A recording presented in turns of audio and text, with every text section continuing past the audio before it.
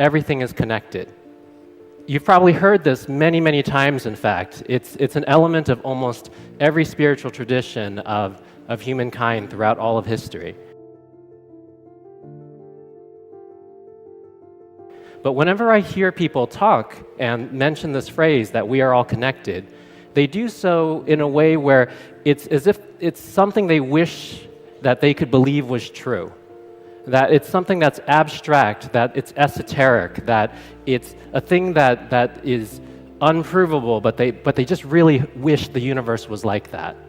And today I'm here to describe that everything really is connected, and not in some abstract, esoteric way, but in a very concrete, direct, understandable way. And I'm going to do that with 3 different stories. A story of the heart, a story of the breath, and a story of the mind. So let's begin. So all of you in this audience today, your hearts are beating right at this moment. And the reason that your hearts beat is because you need to move this molecule through your blood called hemoglobin. And hemoglobin carries this smaller molecule that's called Hem-A-B, which is what we see over here. Now, at the heart of Hem-A-B is a single atom of iron. So in a way, at the heart of our heart is this little iron atom. And this is actually a really essential part of the hemoglobin molecule because this is the thing that allows us to bind oxygen and move that through our circulatory system. But one thing that you may not know is that the only way that iron is created in the universe is through supernovas and through supermassive supermassive stars. So the universe started with basically no iron at all. Hydrogen, helium, and only through the process of these stars forming, exploding, forming, and exploding was iron able to be created that now courses through each one of our veins. But the story doesn't really end there, because why do stars keep forming? Actually, after a supernova happens, it may be a long time before those gases come back together to form a star. So in order to go understand how this works, we need to understand why stars would form. And even though there's a couple different ways that stars form, one of the most robust is this process, galactic collisions. And these are images from the Hubble Space Telescope, and they show through a series of panels, which are actually different galaxies, because this process takes like 500 million to 1 billion years, different galaxies, what the process of a galactic collision would look like. So across the top, you get the galaxies slowly coming together, and in the bottom 3 frames, you see them smashing into each other and their interstellar gases mixing. And in the process of doing that, they set on fire with new star formation across the entire galaxy and whatever remains after the collision. Now, even here is not the end of the story, because why in the world would galaxies collide? This doesn't seem like a thing that should just happen for no reason. So to understand this, we're going to need to scoot back way, way more. And here we're at the level of seeing about 100,000 galaxies. So last slide, 2 galaxies. This slide, 100,000 galaxies. Every one of these dots here is a galaxy that is in our supercluster. And we're that red dot over there, where it says you are here. And these glowing lines are not galaxies. These glowing lines are the trajectories that these galaxies are going to take through gravity over the coming billions of years in this beautiful gravitational dance of all these galaxies swirling together in a gravitational structure that we call Laniakea, which in Hawaiian means the immeasurable heaven. And it's this process, the gravitational dance of 100,000 galaxies swirling together, which drive the process of galaxies colliding, which drive massive star formation, which drive the process of creating the iron that courses through each one of our veins with every heartbeat. And in this way, every one of our heartbeats is connected. Now we're going to move to a second story, and this story is about breath. And taking a deep breath is one of the most simple ways to connect with our own bodies, a deeply grounded, calming breath. But taking a deep breath was not something that was possible on this Earth 3 billion years ago. On this slide, we have the composition of the atmosphere of the Earth during that time period. We had about the same amount of nitrogen, but we had almost no oxygen at all. So you would be taking a breath in vain 3 billion years ago. And we actually had a huge amount of carbon dioxide. And the net effect was a almost inhabitable planet. The only organisms that could exist at that time were single-celled organisms inside of stromatolites and other close spaces. Now, luckily for us, one of those organisms that was alive at this time was something called a cyanobacteria. And that's a picture of it in the background. And this organism has the special trick that we call photosynthesis. The ability to go take energy from the sun and transform carbon dioxide into oxygen. And over the course of billions of years, so starting from 2.5 billion years ago, little by little, these bacteria spread across the planet and converted all that carbon dioxide in the air into the oxygen that we now have. And it was a very slow process. First, they had to saturate the seas, then they had to saturate the oxygen that the Earth would absorb, and only then, finally, could oxygen begin to build up in the atmosphere.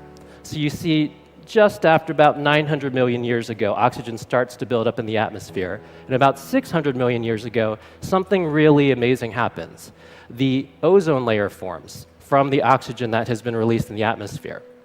And it sounds like a small deal, like we talked about the ozone a couple decades ago, but it actually turns out that before the ozone layer existed, Earth was not really able to sustain complex multicellular life. We had single-celled organisms, we had a couple simple multicellular organisms, but we didn't really have anything like you or me. And shortly after the ozone layer came into place, the Earth was able to sustain complex multicellular life. There was a Cambrian explosion of life in the seas, and the first plants got onto land. In fact, there was actually no life on land ahead of that. Another way to go see this is kind of a chart of pretty much most of the animals that you guys are familiar with, and right at the bottom in time is the formation of the ozone layer. Like nothing that you are familiar with today could exist without the contributions of these tiny organisms over those billions of years. And where are they now? Well, actually, they never really left us. The direct descendants of the cyanobacteria were eventually captured by plants, and they're now called chloroplasts. So this is a zoom in of a plant leaf, and we probably ate some of these guys today, where tons of little chloroplasts are still trapped in contributing photosynthesis and making energy for the plants that continue to be the other half of our lungs on Earth. And in this way, our breaths are very deeply united. Every out-breath is mirrored by the in-breath of a plant, and their out-breath is mirrored by our in-breath. And I'm going to take a little aside here for a moment with this story, because imagine for a moment, and this is a thought experiment, imagine you were one of these little organisms 2 billion years ago. You might be born, you live a couple weeks, you die, and you kind of feel like, well, nothing really changed. I mean, I had no purpose in this life. Like, the world I came to is exactly the same as the world that I left. But what you wouldn't have understood is that every breath that you took contributed to the possibility of countless lives after you, lives that you would never see, lives that we are all a part of today. And it's worth thinking that maybe the meaning of our lives are actually not even within the scope of our understanding, because it's true of every one of these organisms, and it may also be true of us. Last story of connection is the story of the mind.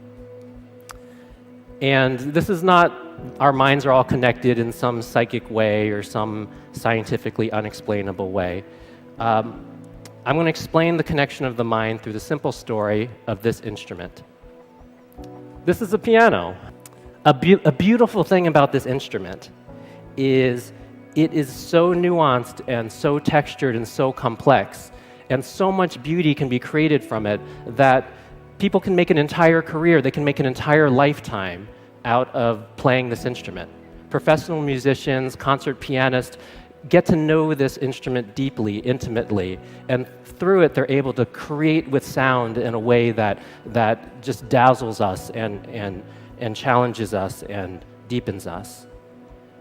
But if you were to look into the mind of a concert pianist and you used all like the modern ways of imaging it, an interesting thing that you would see is how much of their brain is actually dedicated to this instrument. The ability to coordinate 10 fingers, the ability to work the pedal, the feeling of the sound, the understanding of music theory, all these things are represented as different patterns and structures in the brain. And now that you have that thought in your mind, recognize that this beautiful pattern and structure of thought in the brain was not possible even just a couple hundred years ago, because the piano was not invented until the year 1700.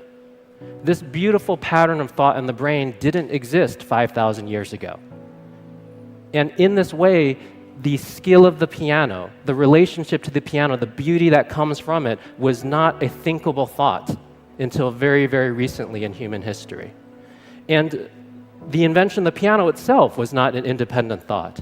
It required a depth of mechanical engineering. It required the history of stringed instruments. It required so many patterns and structures of thought that led to the possibility of its invention and then the possibility of the mastery of its play. And it leads me to a concept I'd like to share with you guys, which I call the Palent of Being. Because all of us are born into this life having available to us the experiences of humanity that has come so far. And we typically are only able to paint with the patterns of thought and the ways of being that existed before. So if the piano and the way of playing it is a way of being, this is a way of being that didn't exist for people 5,000 years ago. It was a color in the palette of being that you couldn't paint with. Nowadays, if you're born, you can actually learn this skill. Nowadays, if you're born, you can learn to be a computer scientist, another color that was not available just a couple hundred years ago. And our lives are really beautiful for the following reason. We're born into this life. We have the ability to go make this unique painting with the colors of being that are around us at the point of our birth. But in the process of life, we also have the unique opportunity to create a new color. And that might come from the invention of a new thing, a self-driving car, a piano, a computer. It might come from the way that you express yourself as a human being. It might come from a piece of artwork that you create. Each one of these ways of being, these things that we put out into the world through the creative process of mixing together all the other things that existed at the point that we were born, allow us to expand the palette of being for all of society after us.